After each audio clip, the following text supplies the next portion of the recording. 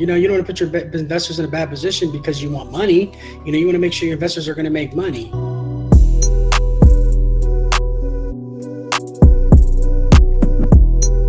addition to the pandemic question, I'm going to ask you, do you look at deals differently when you're purchasing? Like I was going to purchase it and I was going to put my money in, right?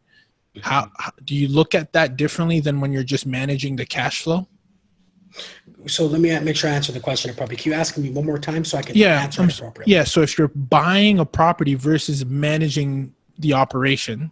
Oh, I don't manage. I transitioned from management. Now I'm acquiring on my own end now. I don't manage no more.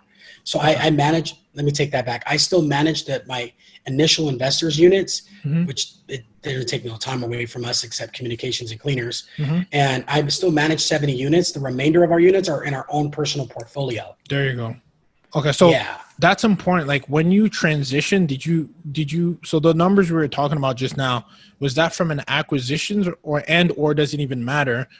Acquisitions perspective or just management perspective? Because I think it's important to have, or maybe it's not. You tell me. Is it important?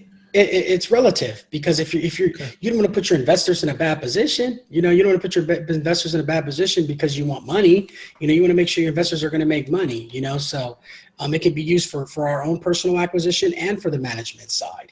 You want to make sure that the investors are going to make money. That's the whole point of business, is getting your investors a return on investment.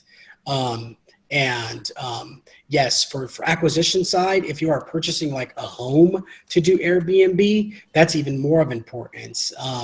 But for us, for acquisition side, it's all done in the data. The deal's done before we acquire anything, before you even pick up a phone and call them. I have a sales team calling people now, so developers and property managers at this point. You know, I don't do that no more. Yeah.